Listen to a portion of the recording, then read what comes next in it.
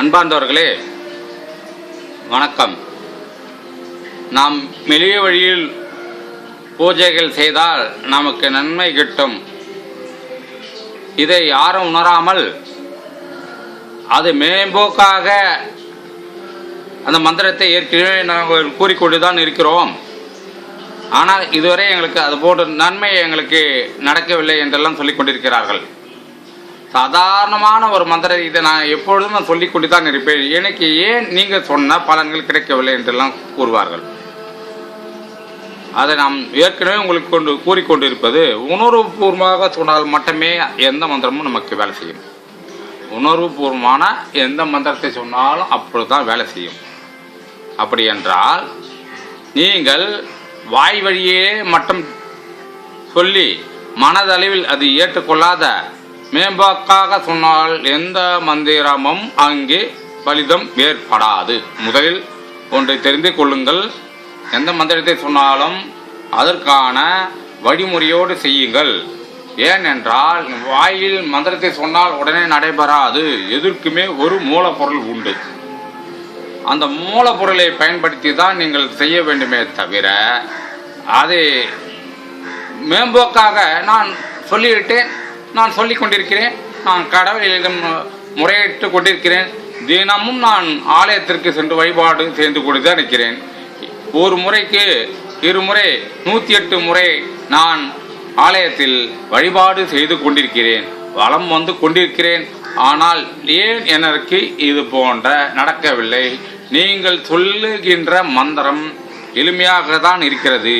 இந்த மந்திரம் நான் பிறந்த பொழுதிலிருந்து நான் சொல்லிக்கொண்டு தான் இருக்கிறேன். இந்த நேரம் வரையில் நான் சொல்லிக்கொண்டு தான் இருக்கிறேன். ஆனால் எனக்கு ஏன் இது நடக்கவில்லை என்றெல்லாம் கேட்டுக்கொண்டிருக்கிறார்கள். காரணம், இவர்கள் அதற்கான மூலிகைகள் வைத்துதான் கடவுளை நாம் வசியப்படுத்த முடியும். வசியம் இல்லாமல் எதுவுமே நடக்காது. பொதுவாக நீங்களே பாருங்கள், ஆலயத்திற்கு செல்கிறீர்கள், சுவாமிக்கு என்னென்னலாம் செய்கிறார்கள் அதை பாருங்கள். நீங்கள் ஏதோ பழமொழி சொல்வார்கள், ஓசியிலே நம் கடவுளை பார்த்து விட்டோம், எனக்கு நன்மை பயக்கும் என்றெல்லாம் சொல்ல முடியாது.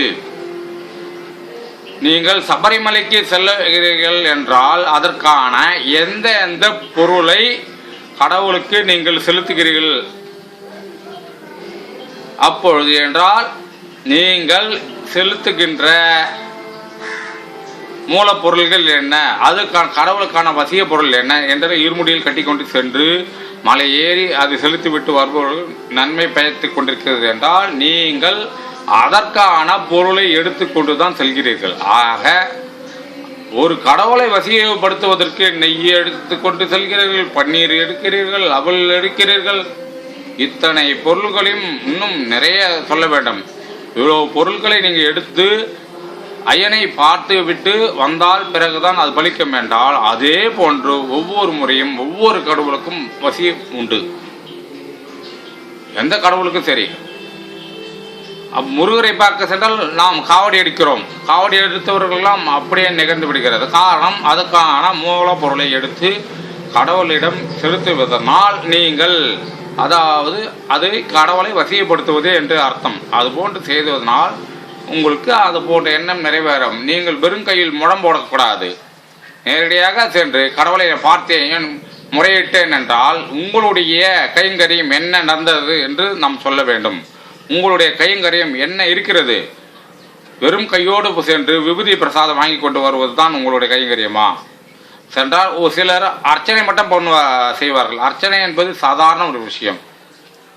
நான் அர்ச்சனை டிக்கெட்டை வாங்கினேன், அர்ச்சனைக்கான மூலப்பொருள் தேங்காயும் பழத்தையும் வைத்து தான் பூஜை செய்து வந்தேன், அதெல்லாம் சரியான இதுவே கிடையாது. நீங்கள் கடவுளுக்கு உரிய என்ன என்று அது முழுமையாக எடுத்து சொல்ல வேண்டும். அர்ச்சனை என்பது சாதாரண ஒரு நிகழ்வு தான். ஆக நீங்கள் முறையாக செய்யுங்கள். ஒரு மூலிகை வடிவமாக எடுத்து வழிபாட்டால் நன்மை பயக்கும். அதுதான் நீங்கள் செய்ய வேண்டிய விஷயம். நமச்சிவாயா லங் நமச்சிவாயா என்னும் மந்திரத்தை ஜபித்து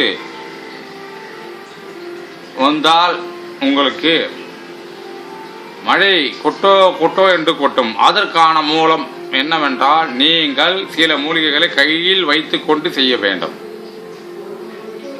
அந்த மூலிகைகள் நம்மிடம் அது தெளித்து உட்கார்ந்து அந்த மந்திரத்தை சொல்லி பாருங்கள். உடனடியாக நீங்கள் கேட்ட மந்திரம் கண்டிப்பாக பலிக்கும். நன்றி, வணக்கம்.